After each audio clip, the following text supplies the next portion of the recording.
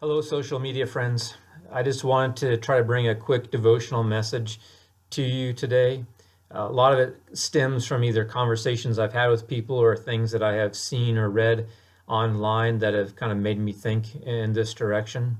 So I just want to kind of bring that to you quickly. But to do that, I'd like to share a bit of a story leading into it. Back when we lived in northwestern Pennsylvania, one of the things that I loved to do was archery hunt. And the way it was done primarily back there is that you hunted from tree stands. That is, stands that were about 20 feet up in a tree, and you're hoping to surprise a deer below. One of the things I learned quickly during archery hunting is that what I did while I waited for a deer to show up was critical. And that had a lot to do with whether I saw deer and especially whether I had a chance to take a deer. Like how still I was, how quiet I was, how well I listened to sounds in the forest, whether that may be indicators of the presence of deer, how I covered my scent. All of that had a huge role in whether I got to see deer and especially in whether I got to take a shot at a deer. What I did while I waited was critical to success. And I think there's a lot of carryover from that to our relationship with Jesus as followers of Christ, as we live in the here and now and wait for his return. In Matthew's chapter 24 and 25, it's a major teaching section of Jesus about the end times. And I think the main issue within that section is that how we live while we wait is critical.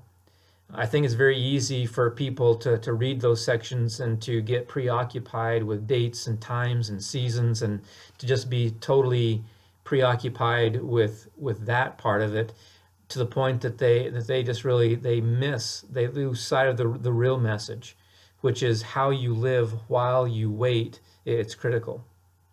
One of the stories that Jesus tells in that section of scripture, it's actually in Matthew 25, is of a wealthy man who goes away on a trip and he leaves three of his servants with bags of money. One is given 5 bags of money, the second is given 2 bags of money, and the third is given 1 bag of money. And these servants are supposed to use this money, which we're told is silver, to make even more money for the master in his absence. And the first two use what they've been given and they double what they have, whereas the third buries his bag in the ground. And the point being that he did not use what he had been given in the master's absence for the purposes that it was meant to be given and used for. And this is really not a story about money and finances, how we handle that. But really the point is that as we wait, it's one of the stories within that section that point to the overall message that how we live while we wait matters. Are we using the life that has been given to us in the way Jesus would have us to use it while we wait for his return? For example, do we allow our inner thoughts and attitudes towards other people to be transformed while we wait?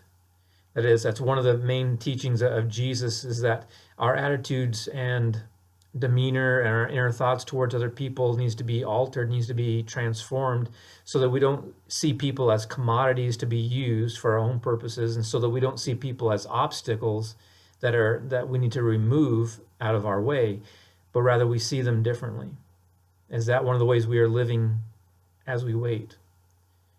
One of the teachings of Jesus was about forgiveness, and that's a huge section of teaching. Do we forgive or do we seek retaliation? Is that the way we are living as we wait? Do we have a broad definition of who our neighbor is? Or is our definition of neighbor narrowly defined by those similar to us or those who we feel comfortable around? Because one of the ways Jesus calls us to live as we wait is to have a broad definition that's not based upon similarity and kinship, but on need and just on the sense of humanity and seeing the image of God in them.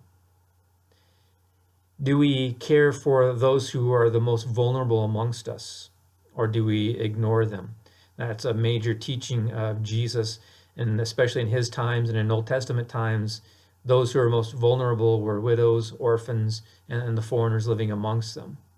How are we living in that regard while we wait? And are we generous with the money and the possessions that we have?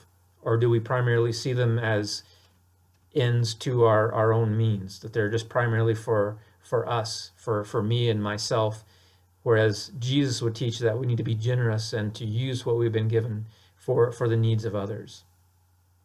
I just want to encourage us that as we find ourselves still in a time of uncertainty and socially isolating, I want to encourage us to continue to find ways that we can live out these teachings of Jesus even in the here and now, to not get caught up and preoccupied by dates and times and seasons and focusing on the end, and definitely not being caught up in fear and paranoia, but finding ways to live out some of these values that are important to Jesus as we wait. I hope you have a good day, and I hope you have a good week.